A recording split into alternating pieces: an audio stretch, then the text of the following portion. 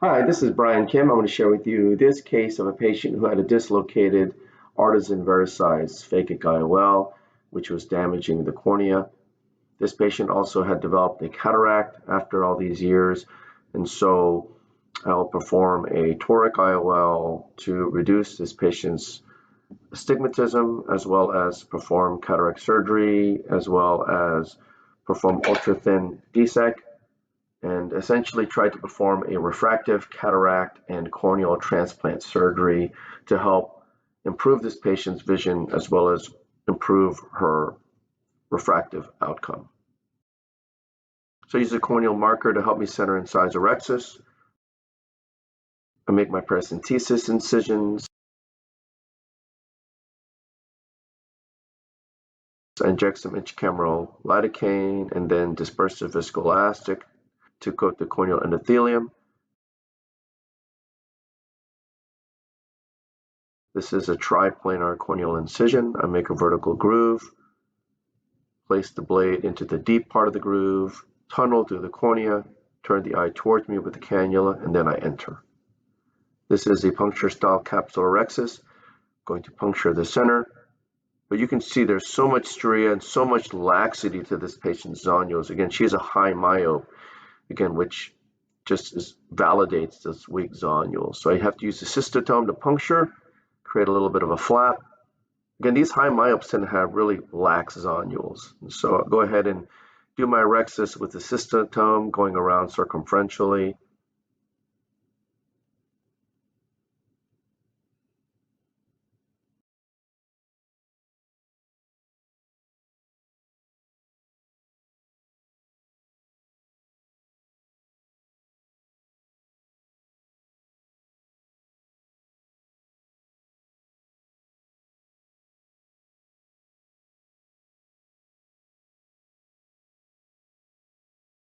Burp some viscoelastic out. This is the Capsulorhexis hydrodissection technique. I place the cannula under the rhexis edge contra-incisionally, point the tip down, get a nice wave, decompress on the left side, point the tip down on the right. You see the lens spins nicely here.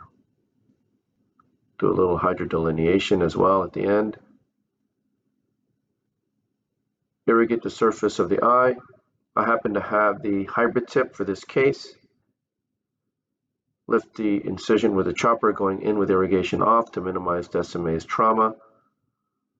Removing the surface epinuclear material, you can see how much reverse pupillary block there is. You can see the bags dancing as I'm removing the surface epinuclear material. I place the chopper under the rhexis edge, contra-incisionally, phacotip vertically, sub-incisionally, crushing and bisecting the lens in half, placing the chopper around the right heminucleus, pulling it and crushing it against the phacotip. I'm able to lift that first quadrant up out of the bag, mobilize the lens piece, placing the chopper around the second quadrant, chopping it, using some vacuum to lift the lens piece up, doing a little bit of cracking, grabbing that fragment up with some vacuum, and then crushing it between the chopper and the phacotip and emulsifying the lens piece. Turning the second heminucleus in front of me, placing the chopper around the lens piece, crushing it against the phacotip, bisecting that lens piece, separating the lens pieces, doing the same maneuver, crushing the lens in half between the instruments, and then emulsifying the lens pieces.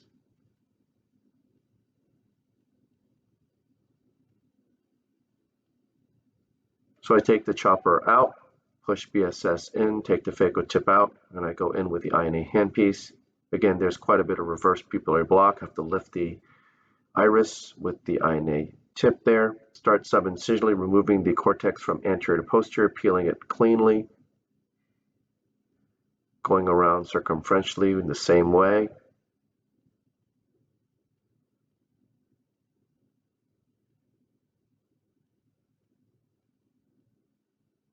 Switching to polish mode, polishing under the rhexis edge, and also look for any remaining cortical material, polishing the posterior capsule of that lens material there as well.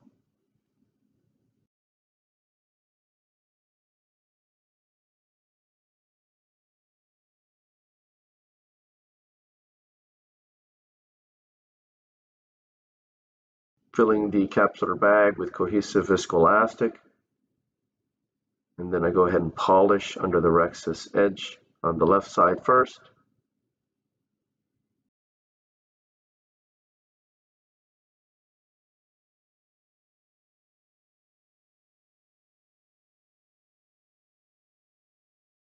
And then the right side here.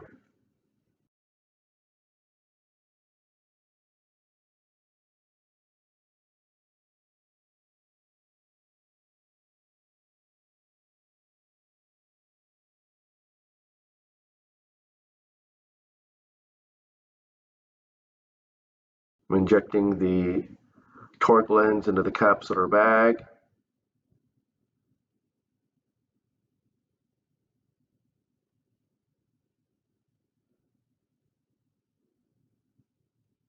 Going in with the INA, inflating the capsular bag. You can see there's quite a bit of reverse pupillary block. Going under the iris to release that block. Going under the optic, removing the viscoelastic from within the bag. Repositing the lens back. Polishing under the rhexis edge.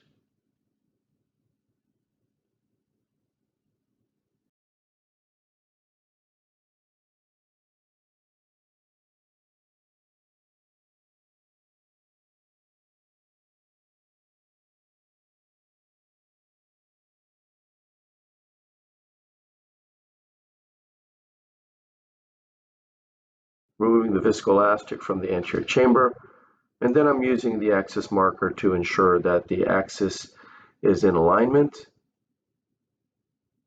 which it is. I'm marking the central cornea over the pupillary axis. This is a 8.2 millimeter trephine I used to mark with some ink, using a reverse Sinskey hook to score the endothelium and decimase and peeling it up.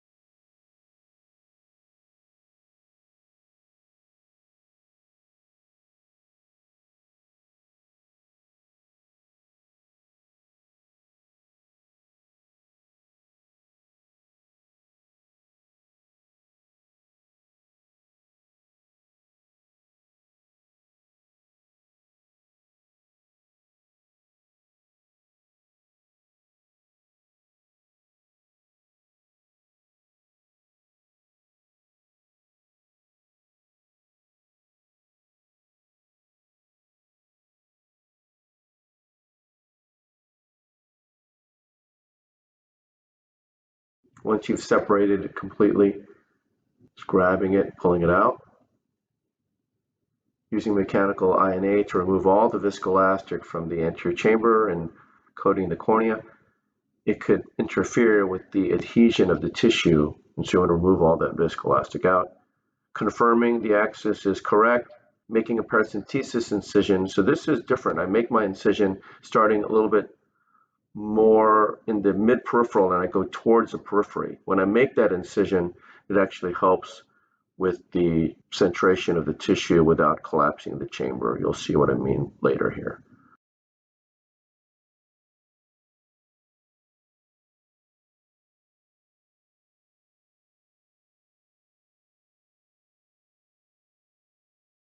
So I widen the incision to about 5 millimeters.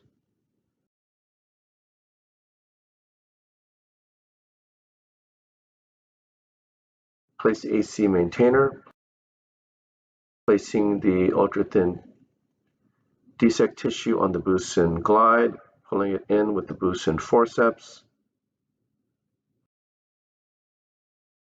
placing the Busin forceps contra-incisionally,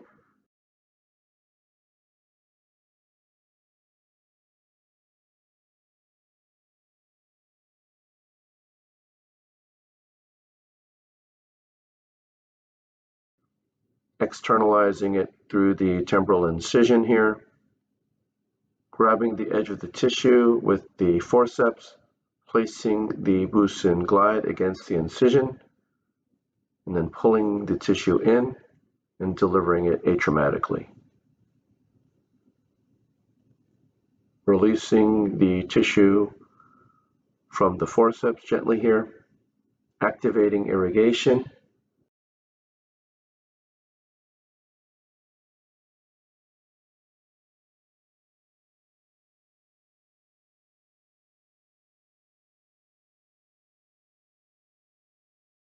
I'm using the cannula here to try to encourage that tissue to completely unfold here. There it goes. Now it pops open nicely. I'm going to go ahead with 10x speed here and just show closure of the incision with the 10 nylon times 2.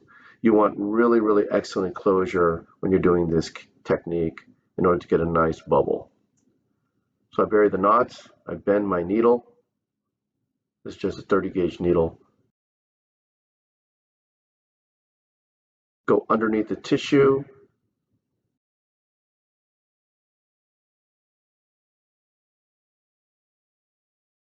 Inject some air.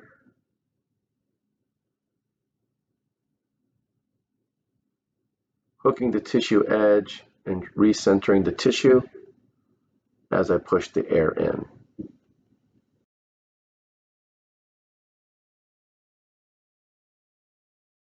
Pushing some more air to really high pressure here. And I like to maintain high pressure for about 10 minutes and massaging the interface with the Wexel. So right here, this is the beauty of this technique. So since I made the incision away from the limbus, but it's entering in the periphery, when I push the air, it doesn't dislodge the tissue. And so that's kind of my modified incision for my DSEK cases. So I get rid of the air here and then just titrate some more air at the end. And that's the end of the case. And so this patient had a dislocated Artisan vari-sized lens. The patient also had corneal decompensation and cataract. We removed that lens, waited a good 2 to 3 months, made sure all the keratometry readings were stable. We did cataract surgery with a toric lens and an ultra-thin DSEK, and the patient had an excellent refractive outcome at the end. So I hope this was helpful to you, and I thank you for your attention.